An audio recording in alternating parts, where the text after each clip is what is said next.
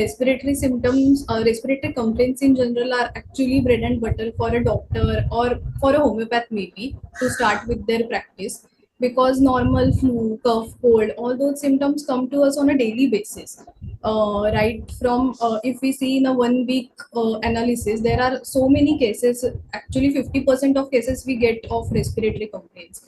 Nowadays, because of our changing lifestyles, pollution, environmental factors, common viral infections are also increasing nowadays.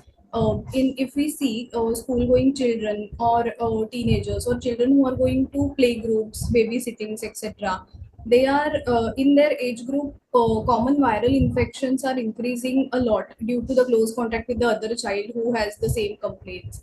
Allergies are also increasing nowadays. Like I have seen so many cases of allergic rhinitis, sinusitis, allergic bronchitis, asthma, and so on.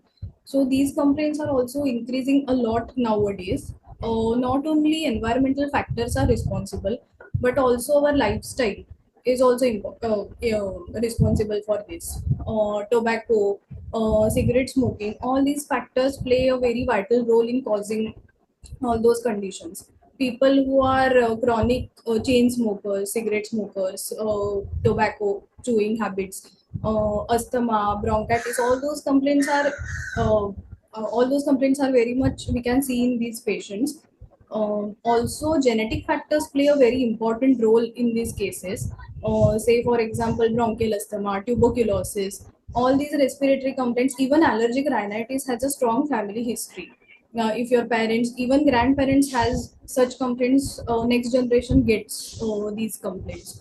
Also, stress is a major factor, I feel, not only in adults and agedly people, but nowadays children are also getting all those symptoms because of stress.